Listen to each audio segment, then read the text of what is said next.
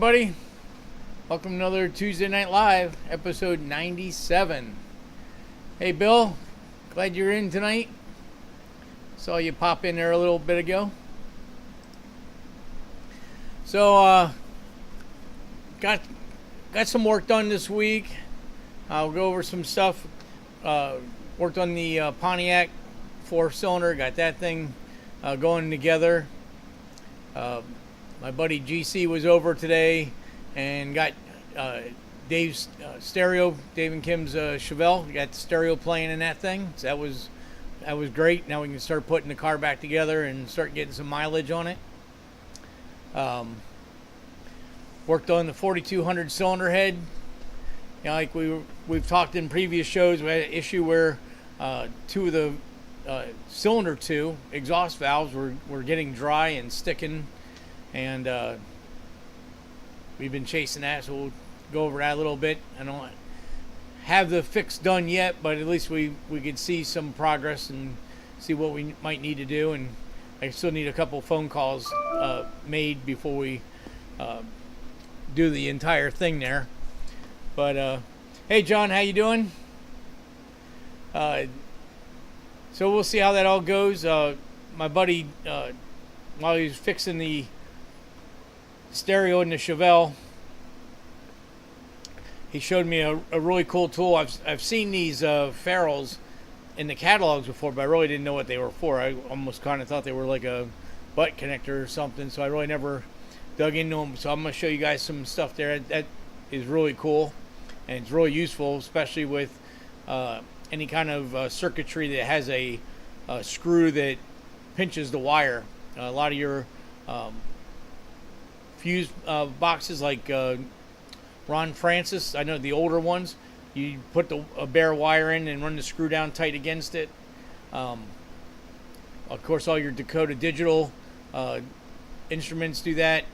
Even some of the race car speed wire setups where you put individual wires into a holder and it uses a screw type clamping system. Never really liked it. I've always dreaded using them. Sometimes I would put solder on the wire so it would kind of hold together, but just didn't like how when you tighten the screw down it explodes the all the braid. So only a handful of the braid actually is in the clamp. So I'm gonna show you this little trick GC showed me. It's really cool, and it's a fairly cheap deal. But it been trying to get some progress here in the shop. So trying to think what else we had going on this week. We did a big shop clean on Saturday, moved some cars around. I think I finally got the proper oil drain for the Buick T-Type, this Borg Warner Turbo. I discussed a bit before. The turbine housing and the compressor housing are so oversized to the center cartridge, couldn't get a good drain hose in the thing. But I talked to my buddies up at Race Parts Solutions, and they sent me a handful of pieces, and I think I found something that's going to work. So that's going to be something good. I don't have pictures of that tonight, but I'll show you next week when we get that going.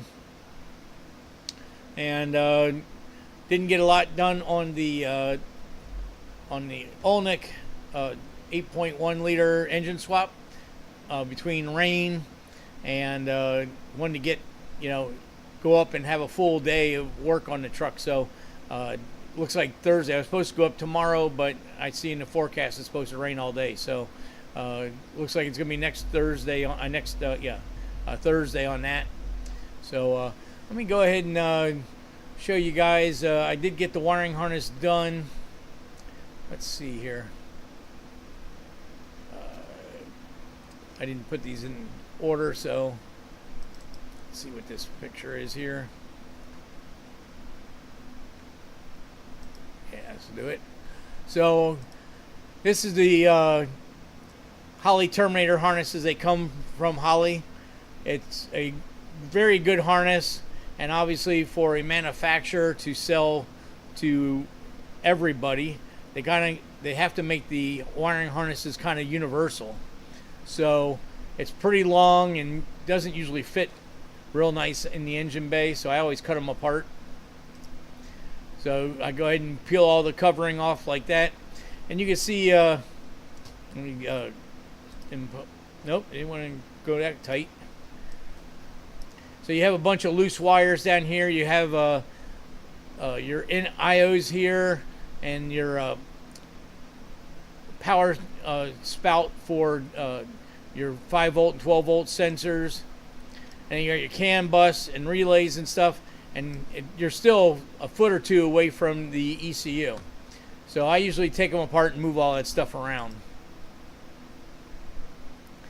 So like I've showed you guys in the past, I always put them out on a board and kind of bolt screw them down to where I need them to go, and start rebuilding the harness there. You can see I got the CAN bus up here at the front, the fuel pump relay and all that stuff's all close. And in that truck, I wanted a foot of in the cab, and then a foot to the back of the block, and then that's where all the sensors are going to be. So basically that's how I lay it out: left bank, right bank, and all the different sensors. I use it, for you guys that haven't been on the earlier shows, I use vacuum hose because it's kind of the same size, so to speak, as a harness. So I can kind of lay it out, measure out, and then figure out how far that's going to be. Then I write down my notes, and then I go from whatever position I start. Like on this, I started from this trunk, and then I measure out to each sensor. That way I can figure out the routing. Wasn't in sequence, so there you go. So now here you can see the harness is a little bit farther along. Damn. I'll get this figured out here. There you go. So now I have my IOs here at the ECU. I got the CAN bus at the ECU. I got my fuel pump relay and main fuse at the ECU. So everything you need to get to is right next to the ECU. And then where the ECU harness goes through the firewall, there's my fuel pump wiring, because that's going to be right at the firewall. And then there's my ignition switch power and tachometer wires. That's about where the back of the engine is, and that's where those, the wire for the old HEI and tach output and everything was already right there, so that terminates perfectly there. And on the back of the 8.1, the crank trigger and oil pressure right there, so that's all right there. And then there's my injector harness, my O2 harness, wideband, which that I took probably 2 feet of wire out of that. And then I have a passenger side trunk and a driver side trunk with the on the driver side I've got the coils, I got my TPS, IAC,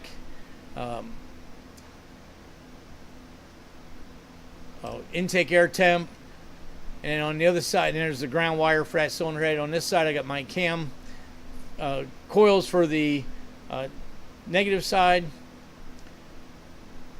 not for the negative side, I'm sorry, for the even side. And I've got fuel pressure and water temp, because that's on the passenger cylinder head on the 8.1. And then this real long one here is the CAN bus,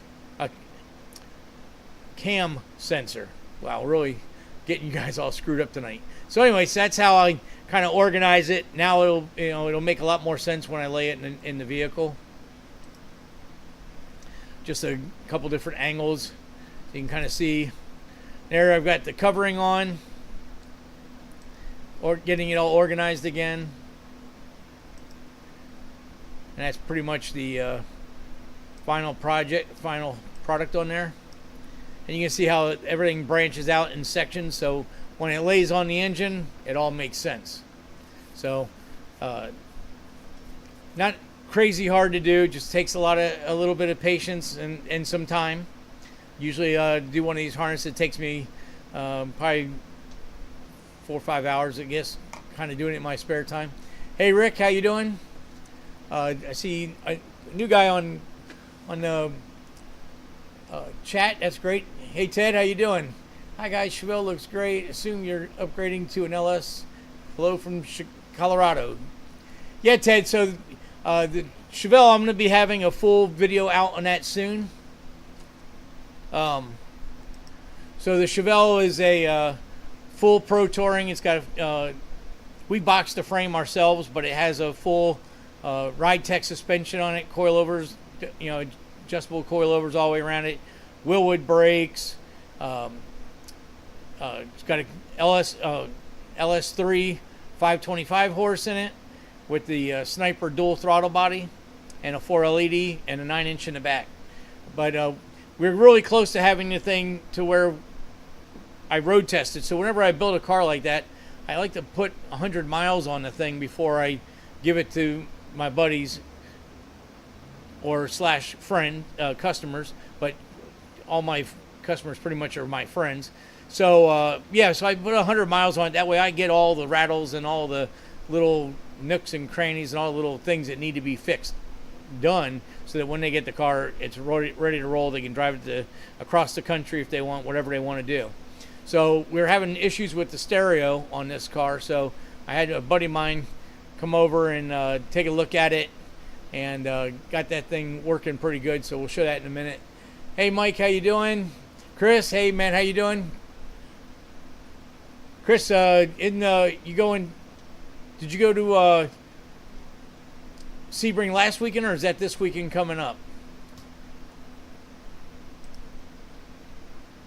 Let's see here. Okay. So sorry about that. So that's pretty much. I can go ahead and since we're talking about the Chevelle, I can show you a couple things here. So let me pull that up. Oh, I didn't have it up. Sorry. So my buddy came over and was working on the stereo. It ended up having a bad head unit. I will admit I'm not the greatest on stereos. I can follow the wiring instructions. I can hook them up. And I can read the instructions and make them play. But as far as adjusting gains and all that kind of stuff, that I'm not so hot on. And so a buddy of mine, I helped with his 50 Chevy truck. He's got an LS3 in there, LS1 53, and we did a bunch of stuff on that. And we were talking about the Chevelle, and he's like, hey, I do a lot of stereo work on bikes in his truck. He builds a custom Harley. So I said, hey, if you want to come over and take a look at this thing, by all means. So he did, and got it all working. So real happy about that. So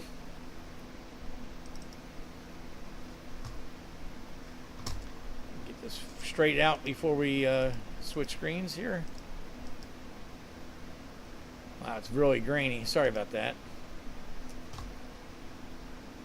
So anyway, whenever you have to put wires in these bus bars that pinch the screw, the wiring gets all frayed, and I've always hated it. The one thing about the Dakota Digitals is that it does that, and I've soldered them in the past. I wasn't happy with that because the solder doesn't lay down smooth and everything. But Giancarlo showed me this deal where you use these ferrules. So let me. I don't know if all these pictures are. No, these pictures are all really grainy. Sorry. So I got one in here, so I'm gonna show you real quick. But there's a little crimping tool, and you got these ferrules, and you got single wire, dual wire ferrules, and it gives you something to connect the wires real good. Here's what a complete kit looks like. Wow, these pictures are really bad. So let me just go ahead and show you here. So this is the kit. See if I can do this without dumping them out. But they use these pieces, that little ferrule that goes in there. You put the wire in, and then you use these. Sorry, where's the camera? There's. You use these in there, crimpers, and they crimp it like that. So here's one that's already done on a piece of speaker wire I did. So I can do this other one. We'll strip the wire back.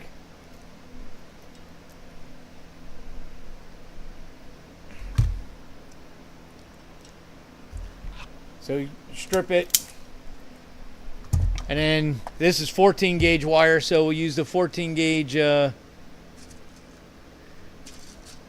ferrule.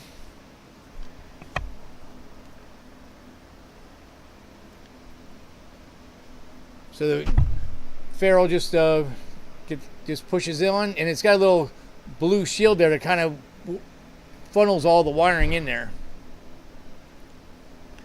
Need to get them all in the ferrule though. So you screw that, push that on there, and it puts the wire all the way through. Put it in the crimper. Yep, I went too far. I should have tried this before I figured I'd put it on the show. But just put crimper in there like that. Get it so you can see it. Give it a crimp. You can see that it tightens down. And it gives you a nice crimp like that. Now you can put it in that bus bar and tighten it down, and it's not gonna,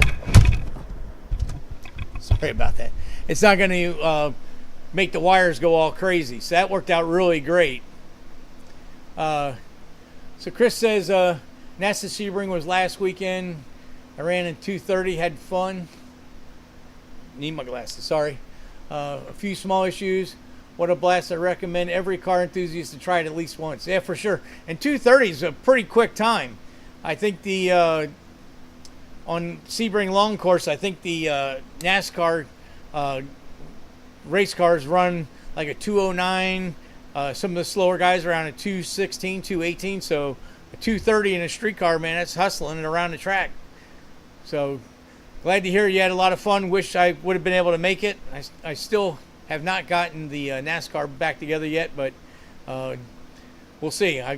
We'll see how that works out. I got some bites on it, so we'll see how that all pans out. But I'd definitely like to get it on the track once before we get it on there. So anyhow, so we got the stereo going on there. I want to show you.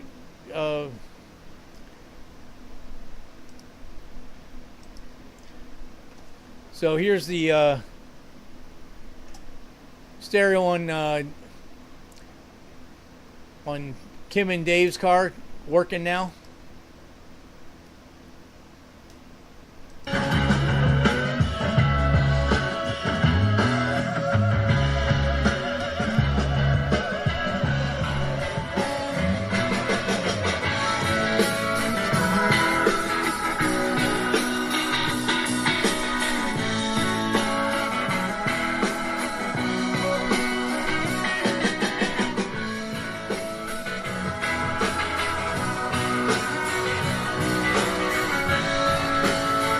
Well, there it is. Dave's stereo is sounding great. Thanks, GC, for getting us hooked up. Excuse me. Yeah, so sorry I had to play the theme music on there. You know, YouTube will ding you if you put unlicensed music on your in your videos. So that I have a license for that song, so I can go ahead and play that one in there. But the system sounds great. Yes, Dave, I left the bass in the same place. GC said it would be better to move it, but he goes, we'll live with it where it's at. So he set up all the gains and all the controls and everything, and that was volume was probably about halfway. And I think the head unit, the volume goes from 0 to 46 or 48, and you can play it at two digits down. So from if the max is 48, it can play at 46 with no distortion at all. So he's got it all tuned up real good. I just got to put the ferrules on all the Dakota digital stuff now because I didn't do that. I didn't have those available to me when I did that, so I'm gonna fix that before I put the dash cluster back in. But finally getting to the home stretch on this thing. Get the dash back in. I got 2 AC hoses to hook up, and we're ready to start putting some mileage on this thing. Get this thing ready to go. So hope Kim's got that garage cleaned out. But yeah, that worked out real well. So I'm real happy about that. Got that all straightened out. So I got that going. Told you guys about the ferrules. Okay, so Guess we'll switch gears now. We'll go to the Pontiac Iron Duke. Remember a couple episodes ago, I thought maybe the crank was bent because I used my floating ratchet test and it had a high spot on it. Nope. Yeah, Dave. Well, she'll have to get working on that. I mean, she's got a little bit of time left. It'll probably take me another 3-4 weeks to get the 100 miles on it, but we're going to be getting there soon. So, but yeah, on that motor, on that thing, I stuck the crank in the lathe and checked it that way. And I knew it wasn't the correct way, but I was getting some funky readings, so I went ahead and found it a local machine shop, MPR race engines. They had a crank fixture there, so I went in and took it over there. We talked about that last week. Found out that it was actually only a quarter thousandths out of round when you actually put it on the V blocks and spin it the proper way, as opposed to the way I did it. So, but I even said when I made that little video that wasn't the right way of doing it, but that's all I had. So, but I was trying to diagnose that situation. So, we talked about it, decided it was probably just a tight thrust bearing. Maybe the thrust flange is a little out of whack. So we went ahead and went through that, and that's not what I wanted. Okay. So,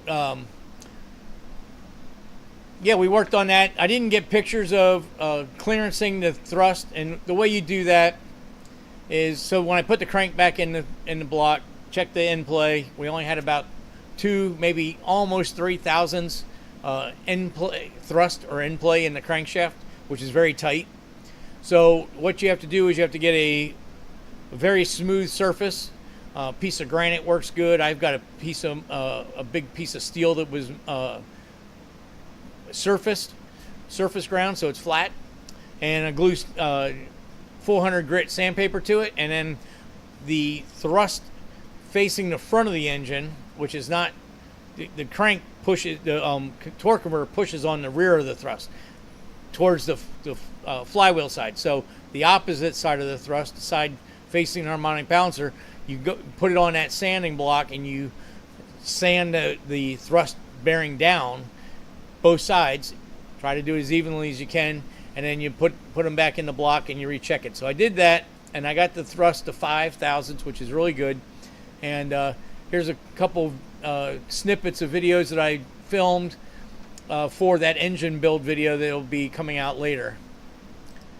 So there's the engine with the crank in and torqued, and I'll play this. Okay, so we fixed the thrust in the engine. It had less than 3 thou. Now it's got 5 thou, and as you can see, we have perfect rotation now. The motor spins over freely in every position. Before we had a tight spot right about here. You can see now it gets a full swing, no problem at all. So we're ready to go ahead and assemble the rest of the short block. Alright, so we've washed the cylinders out with lacquer thinner. We got a real nice cross hatch in there. All the rust pitting and stuff is all gone. Now we're going to coat the cylinders with Joe Gibbs braking oil and install the pistons.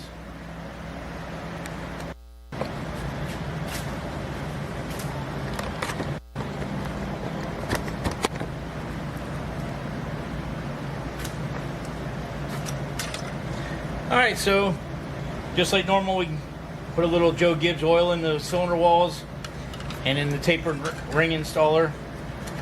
Make sure the rings are all good, in place. Get ready to go in.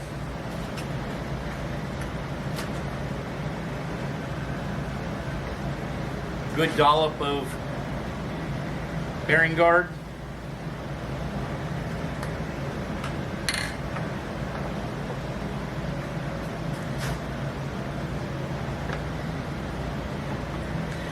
Again, I always like to put the motor together on the side, so that way you can get to the caps. Unfortunately, this engine stand won't give you 90 degrees, so we have to work on this angle. Then we just go ahead and push the piston in. Now the tapered ring installer is a little on the snug tight side, so we're going to just give it some light helping to get it down in there. And just like that, we're in.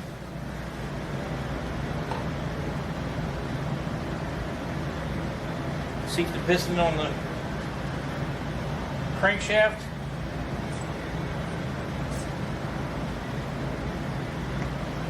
Another generous bit of bearing guard on the bearing. Now on these aluminum rods, a little drop of oil, 30 weight. And we put it together. Again, this is why I like to have the engine on its side, because I can get to it easy. I can see it. I don't have to turn myself upside down to see what's going on.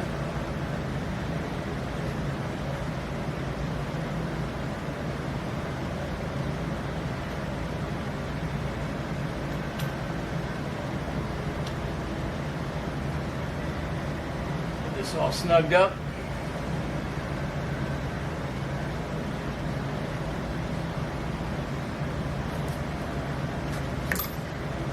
Our base torque on the caps.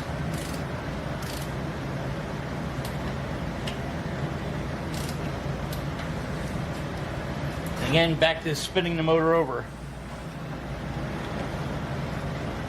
Now, obviously, it doesn't completely spin freely by just the weight of the ratchet, but you can feel that it's very smooth and everything is in really good shape. So now we're going to go ahead and do final torque on the connecting rods, paint dot, and then we're ready to start installing the camshaft and degreeing the cams. So yeah, so there's the short block together. Of course, you know, I kind of was weird the way I said that, but once you start putting the pistons in, you've got drag from the ring, so it doesn't float with the bare ratchet like it does when it's just a crank. But that's normal. But you can still, every piston I put in, whether it's a 4-cylinder 6 or 8, I always spin the motor between each installation. That way, if you get a ring hung up or something like that, you can feel it. So that motor's coming out really good. I wanted to get the short completely together, but I ran out of time on that. Dave noticed the red T-shirt. Yeah, that was I actually shot that on Sunday, which I don't normally. Not normally in the shop on Sunday, but just trying to get things moving along. So, but making good progress on that motor. It's all good now. Everything's fitted. All I got to do now is degree the cam, and which has got a Gesso belt drive on there. So I'll show you that next week. And then that motor will be finalized. I'm not doing the cylinder head. I'm just doing a short block on that one.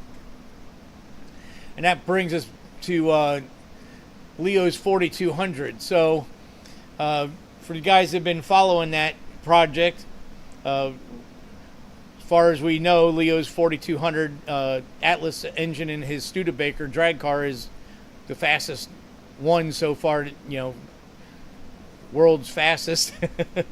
but really, the car has been 8 flat, so nobody's been that fast yet with one of these 4200s. But we've been chasing problems forever on this thing.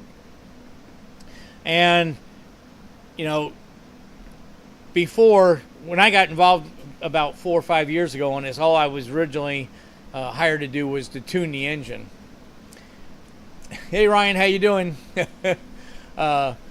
So as time went on, I've ended up getting more and more involved in what's going on. So the engine, for the people that don't know it or haven't followed it, the engine was originally built by Self-Racing in Oklahoma. These guys were NHRA comp eliminator racers, and this is the engine platform that they ran in their Altered and Dragster, and they've had records, and you know, they did a lot of stuff. And Leo's engine was originally built for the 2005 Hot Rod Drag Week. It was the first year of the drag week. The motor was in a Chevy 2 wagon, and John Meany was involved with it. Self engines, Precision Turbo. It was a bunch of people that were all involved in this thing. Helped this guy is going to run drag week. Well, long story short, maybe they were kind of read between the lines. It was the first year of drag week. They were actually trailing the car between events and got busted. So they didn't finish the week out. But nevertheless, Leo purchased the engine a number of years later, put it in his Studebaker, and has been running it. And all along, he's had self freshen up the engine a couple times, and he had a local South Florida company do it once. Then it went back to self, and he's always had these little quirky issues and stuff. And unfortunately, the comp eliminator guys, they won't tell you anything when everything they do is all top secret. So whenever I would ask any questions about what's going on with the engine or what's in the engine or what do we got to do or this or that, nobody really knew any answers to it, and the self guys wouldn't tell us. So later on, fast forward, I take the Big Stuff 3 out. I put a Holley Dominator in the car, something that was working. We were having issues with the Big Stuff not data recording, and we went to the track numerous times and had no data, so it was a total waste of time putting wear and tear on the engine and have no idea what's going on with it. So the engine was fairly fresh. We put the Holley Dominator, we took it to a chassis dyno, and I started building a tune. I used the timing map out of the Big Stuff, kind of used a lot of the information on the fuel map from the Big Stuff in the Holley to start, so we could try to make maybe 5-6 pulls and be done with the tune. And I did take their tune and add like 20% fuel to it. So let's just make sure it's rich, and then we'll start working our way to it. Slowly building up RPM and boost on each run. The fourth run on the car was up to 6,000 RPM, about 7 pounds of boost. We normally run 22. We normally run the motor to 8,500 RPM, and it was pretty fat, 11.5, 11.7. So I pulled a little fuel out. Said, okay, we'll go to the next step. We're gonna go up to 7,200 on that run. It kicks a rod. But the big end was still on the crank journal. The rod broke in the middle. It's an aluminum connecting rod, but it windowed the block. Went back to self race engines. They machined a new block and whatever else they did. It took them about a year and a half before we got the motor back. We get the motor back. I go over to Leo's to get the motor running. I think there's some videos on the channel about that. Anyway, had some issues. We tried to call self race engines. They didn't answer the phone. We're kind of like, oh well, that's kind of how they are, and went on about our business. And then eventually we went to the track, and the motor wasn't performing properly. And at that point, we found out that the father-son team of self race engines, they ended up passing away from COVID. So doing a leak down on the motor, find out number 2 valve is stuck open. So at that point, we don't know the valve is bent. We don't know anything. All we know is we got a valve stuck and we got a problem. So at that point, I bring the car over to East Coast to my place. We pull the motor down. You can see the 4200 engine teardown videos on the channel. We tear the motor down. Everything looks okay, but the number 2 valve is definitely stuck. So we're thinking tight valve, tight guide, something like that. The valve wasn't bent, so that was a great thing. It never hit the piston. So I went through the engine. Of course, I had to do a forensic blueprint teardown. So we had to tear it down and kind of backtrack everything that they have done, because we have nobody to consult, and everything in the motor is custom. The connecting rods are custom. The crankshaft is cut custom. Custom bearings, custom block grid, custom main studs. Everything's one-off stuff. So we get it all apart, find a broken main stud. So I figured out a new ARP off the shelf stud for that. We get that all taken care of. We did some, got a good block hone on it. Checked the main main journals to make sure the line hone or the line bore, it was straight. It was, so that was good. I had my buddy Mike go through the cylinder head. He's a cylinder head specialist, and he identified the springs and what the rates were and all that stuff. So now we're building a book of information so that we know, in the future what's going on with it. I fired the motor up. That's on my channel, 4200 new engine startup, and we ran the motor, and we had a turbo issue. Anyway, we do a leak down test on it, and the number 2 valve is stuck again. I don't know if I've made a video of it yet. I know it's on one of the live shows.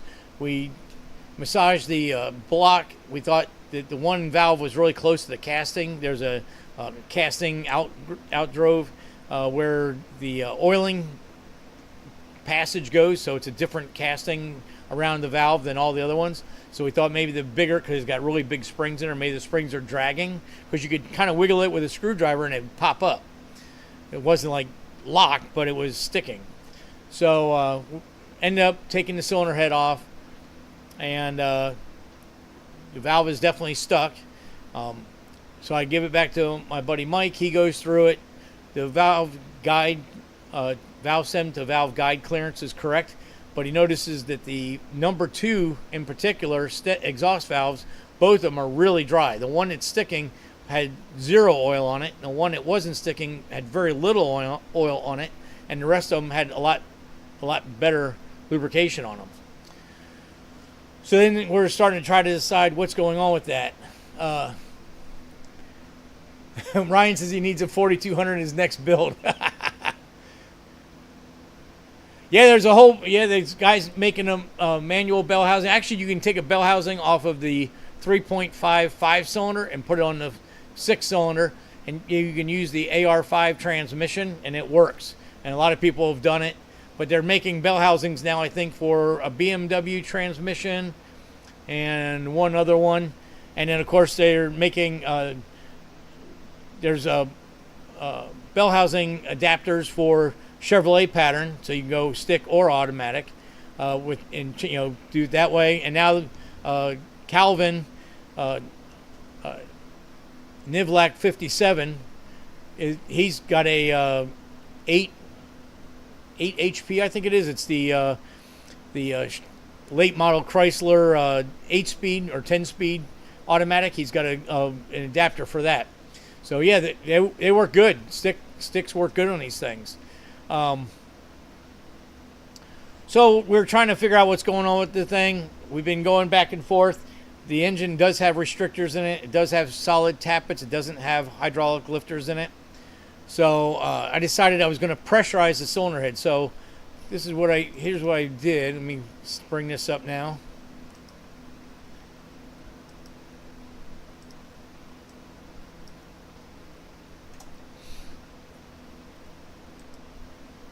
So yeah, so I use an AccuSump, and that way I can put 2 quarts of oil in it and put 60 pounds of pressure in it, and I use a air hose, air chuck to push the oil in through the baffle or the restrictor.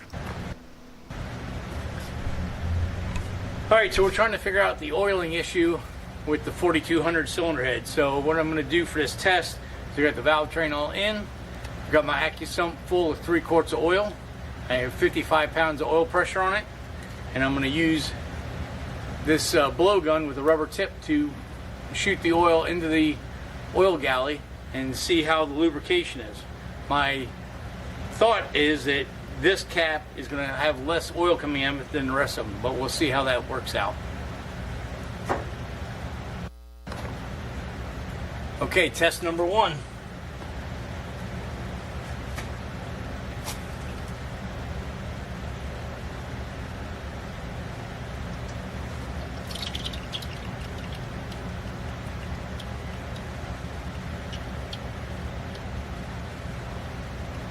Have oil here. There's some oil there. Some oil here. We got a little bit out here. Some here.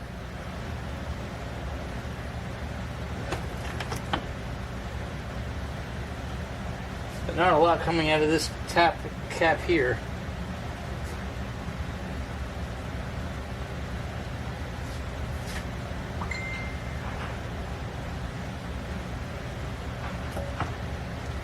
Well, that wasn't very conclusive, so probably going to have to do some checking on the clearances here and see where we're at.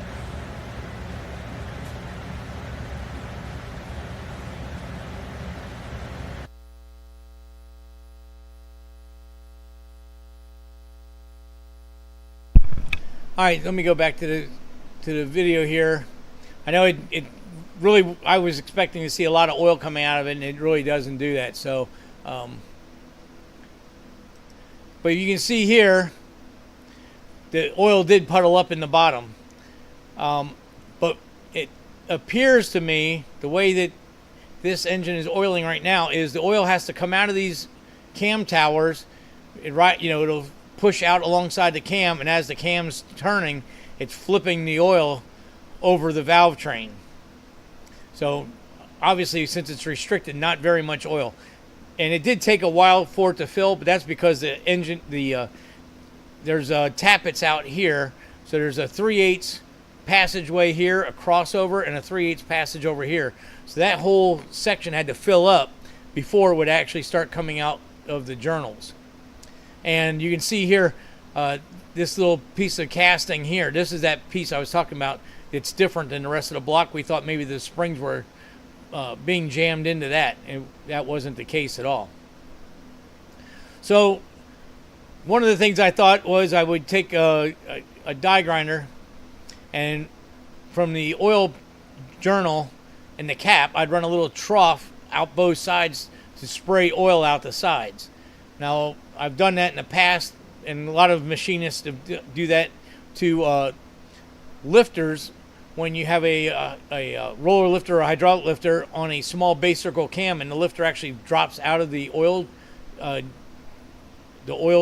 journal, and so when the valve is at full lift, it'll lubricate, but when it's on the base circle, the oiling hole is pinched off, and there's no lube going through the push rod. And if you run it like that, it'll dry out you'll burn the ball ends on the push rods and stuff like that. So what we do is we take a really fine die grinder on a Dremel with like a 1/32 wheel, and we put just a little notch right over the oiling hole, up maybe 50, 100 thousandths up, and maybe only 10 thousandths deep.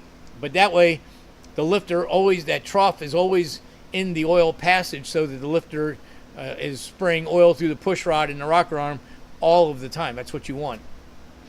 So what I noticed when I went through this engine, and of course, and again, I didn't know the history on the engine, because when we get the engine back, when Leo would get the engine back from Self Racing, it would be sealed up, and we really didn't go inside of it. In fact, we weren't even doing valve lash adjustments, which later I'm like, dude, we got to do that kind of stuff. So anyway, in my engine build video, you'll see that this engine now has a Chevelle solid tappet, and the rocker, or the follower, which would be a rocker, has an oiling hole. So on a factory hydraulic tappet that would come in these motors from the factory, oil would go into the hydraulic lifter through the galley, and then would come up and spray out the top at the ball and lubricate go onto the follower, which that would also go onto the cam lobe, and the cam lobe would then fling the oil over the valve spring.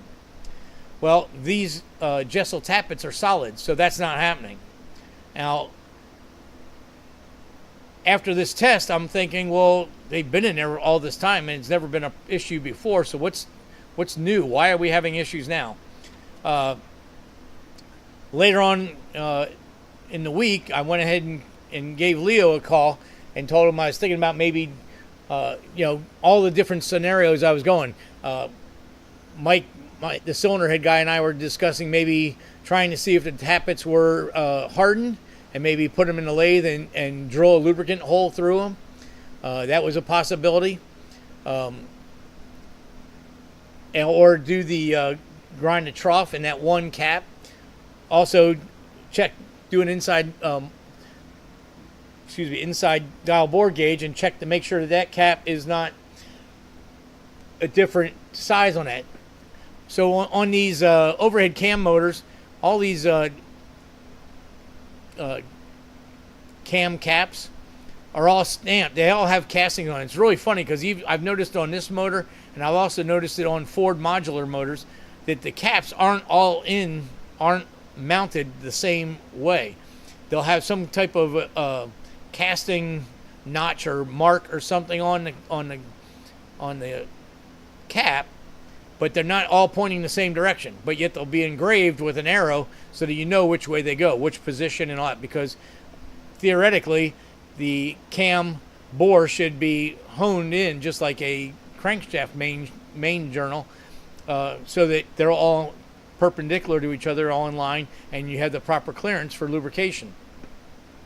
So that was one of the things we were thinking. Maybe that cap is tighter than the others. That's why it took longer for the oil to work out the sides of it. Now, of course, they're not flinging because the cams aren't rotating, but it's still a lubrication issue, all in the same.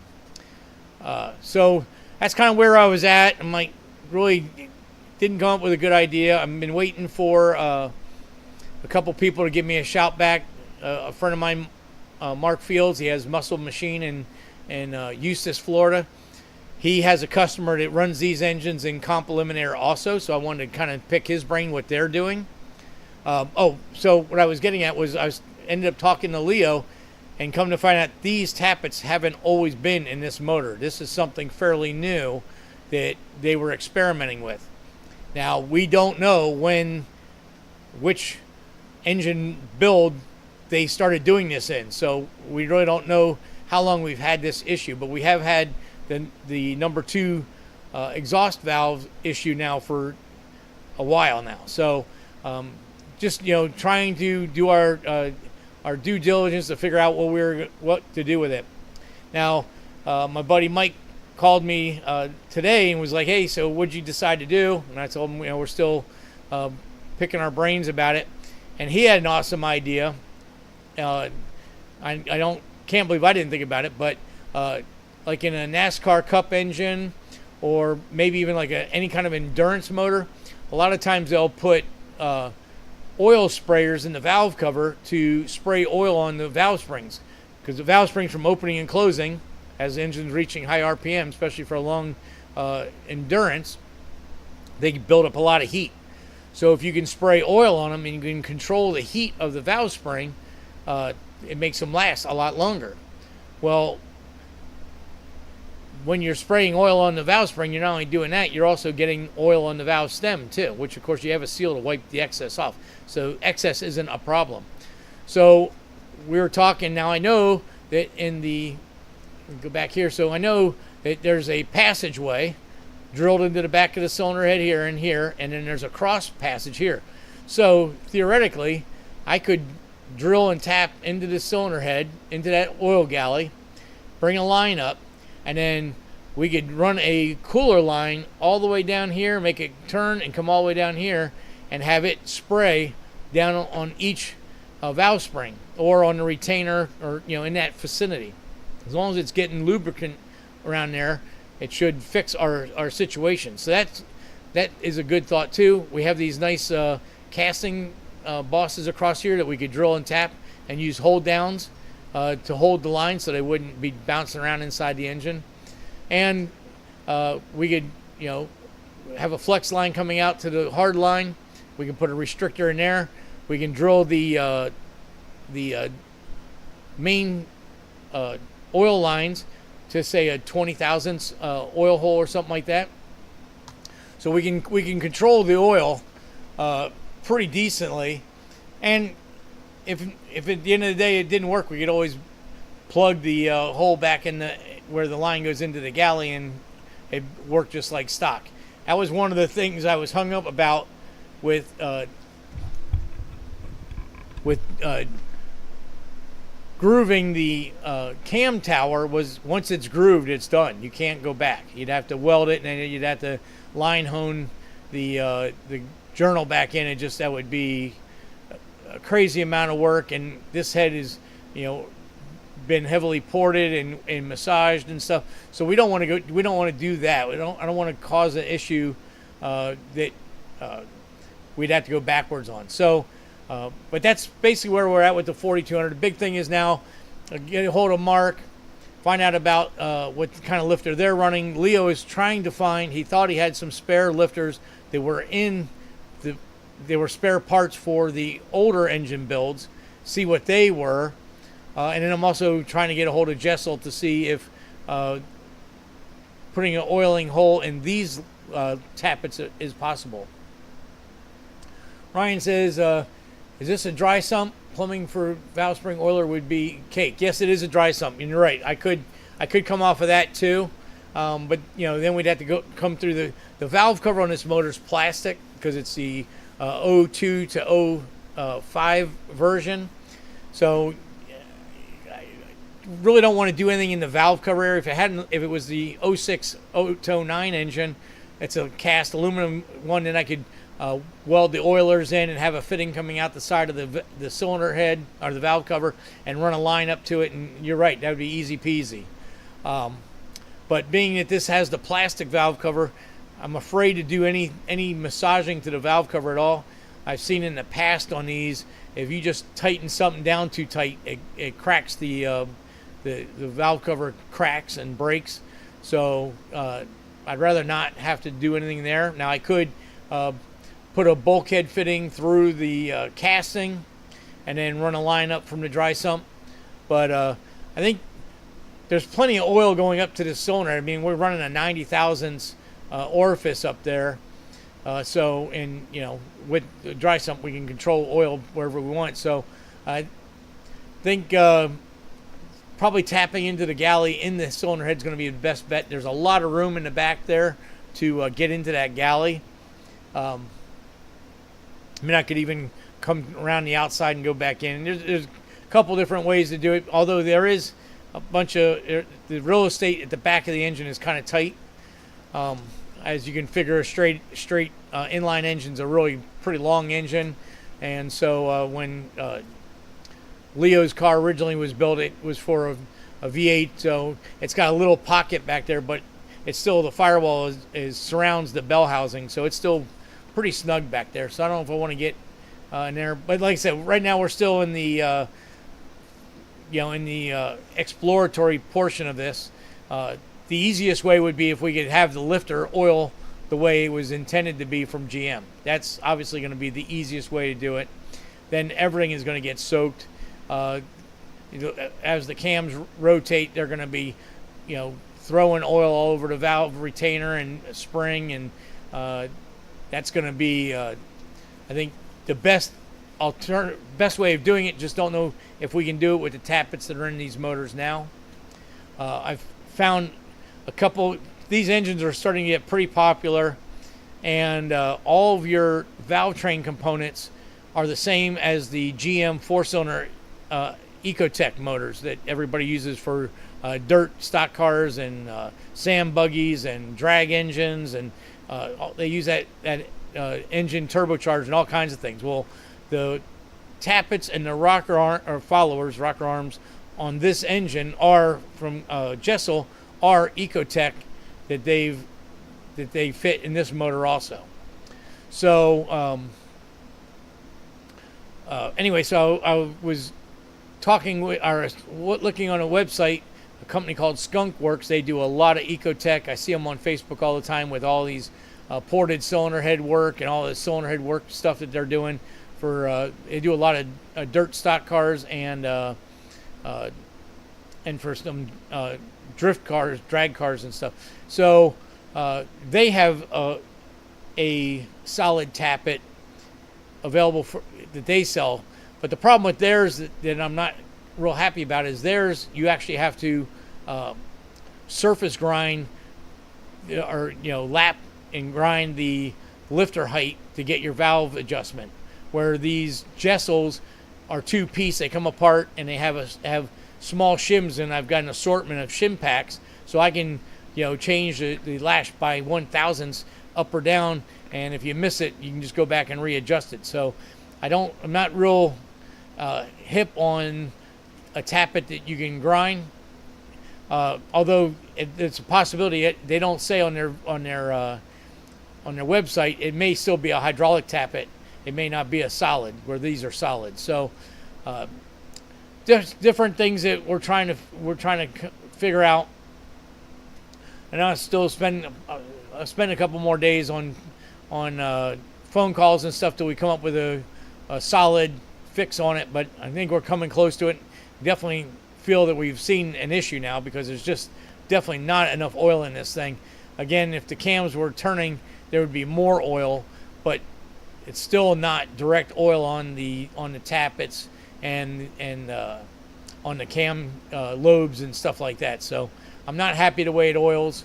You guys ever seen a overhead cam motor with the valve cover loose? I mean, those things will throw oil 10 feet when they're oiling correctly. This, I guarantee, will not do that. So still on the figure it out design change, but we're getting there. And I'll let you guys know when I come up with a solution. And can't wait to get this thing back. Although we've done run out of our turbo weather here in Florida, so but we still got some more things to do. I know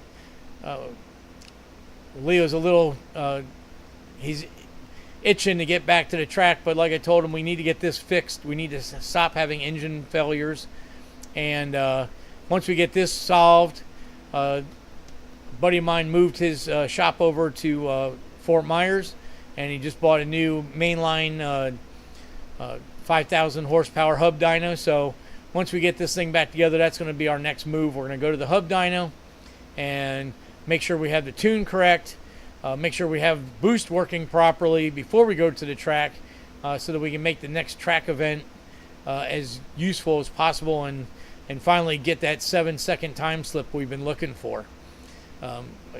Some guys are getting pretty close. I think Calvin has now gotten one of his cars to go 850s, so they're creeping up on us. So it's time we got to get this thing back together and get our runs going. I know, like, talking with Calvin, becoming friends with him on the engines he's running, which started out as junkyard engines, and he's slowly moving up to more of a high performance engine, nowhere near the build that we have here in Leo's engine.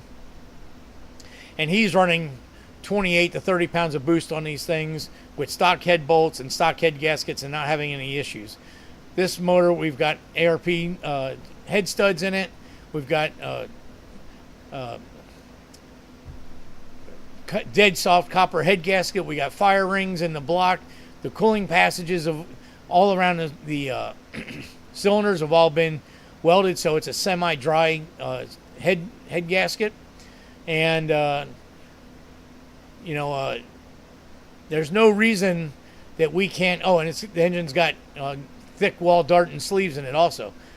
So there's no reason why we can't be spraying be inducing 30 pounds of boost to this thing. The highest this motor's ever been is 21 pounds, and we've gone 8 O's with it. So with that data, and we get everything else all ironed out, we get the car launching under boost like we're trying to do. There's no reason why, if we can get the boost levels up in the 26, 27, 28 PSI range, that we shouldn't be deep in the sevens. I'd like to see like a 770, maybe a high 760 out of the car. That would put us, again, like almost a second ahead of everybody else. So that would really be good to make sure we're out where we are. So there have been, if you go through the record books, there has been comp eliminator motors that have been in the sevens, but you got to realize that that's not a real door car, race car like what we're talking about. The comp eliminator cars, the dragsters and altereds, they're all cubic inch to horsepower. So this 6-cylinder being 256 cubic inch, well, that's what this particular engine is. You could have your in an altered, you could probably be like 1,900 pounds. So that's a whole lot easier to go fast like that than when you're in a Studebaker Lark or Champion, whichever the car is, or as in Calvin's case, in a Gen 5 Camaro, where our cars are all, the Studebaker's like 2,700 pounds. I think Calvin's car's like 3,000 pounds. So, I mean, you can't compare what the comp eliminator guys have been able to do with these engines compared to what we're doing with these engines. So, the comp eliminator guys are turning the things, almost 11,000 RPM with a carburetor on them or fuel injection, in a very light package, vehicle package. So obviously they've been, I think the fastest I've seen in the record books was 791 or something like that, and it was in an altered. So, once we surpass that, then we've been clearly the fastest that's ever been recorded that I can find. I've looked for 2 years on the internet, and I cannot find anybody faster than 791. So once we hit that, we will be the fastest 4,200 drag car, period. And we'll definitely be the fastest door car. So it'll be really cool to get that notch taken care of, get that itch scratched, and Leo can then enjoy back to having a super fast car, and hopefully with these oiling systems issues fixed, we'll have longevity in the engine. So looking forward to all that. Ryan says this was a great episode. Thanks, George. Appreciate the info. No problem. I mean, we like to show the stuff that we're doing, and going back to the comp eliminator stuff, that 4-cylinder Pontiac motor I'm doing, that motor just set a world's record in FED at Gainesville in the beginning of this year, and I believe that dragster with that motor and 190-inch motor in it, I think that dragster was like 1,600 pounds. So you can see that that's how these little engines are going so fast in these drag cars in that comp eliminator class, because it's a weight to cubic inch. So you make the car as light as you can, and then you make the cubic inch just big enough to match that whatever is the best recipe for you to make the proper horsepower to run your speeds. So I think that's all we got for tonight. I hope you guys enjoyed this. I'll definitely let you guys know on what we're finding for the fix, and we'll go from that. Hopefully the rains will subside tomorrow, and Thursday I'll get back up on up and working on the Allnick. I'm getting really close to having that thing done. The injectors are in, the fuel rails are in, all the accessories are on now. I'm basically just have to put the wiring harnesses are done, so now I just put the wiring harnesses on, and I got to do the fuel system, and then we'll be ready to light that thing off. So I don't think I'll have it ready to light by next week, but hopefully in the next 2 weeks we'll have that thing ready to get fired up and running, and we'll show you that, give you the updates on that thing, and I'll get Dave's car. I'll get the ferrules on the wiring, so we can do that. Ryan, you might want to check that out. In the beginning of the show, I was talking about wiring ferrules for when you have a bus bar that takes a screw adapter. So these are the little ferrules that my buddy showed me, and man, they work great. He did the stereo with it, and it's awesome. Anyway, hope everybody enjoyed the show. Have a great week. Rick, I hope you're still getting on that 55. I know the weather's starting to get good up in PA, so time to keep cranking on that thing. We want to see some updates. And anyway, so that's about it. Remember, subscribe. It's free. ring the bell. You'll get instant notifications when I put out new stuff. Everybody hit the like button. It helps with the algorithm. Try to keep us pushing along. And that's about all I got. Thanks a lot, Mike. Thanks, another one. Great show.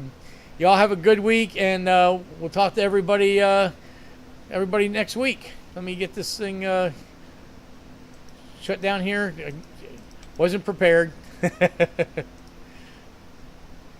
don't know why I'm always not prepared. Anyway, here we go. See y'all later. See ya.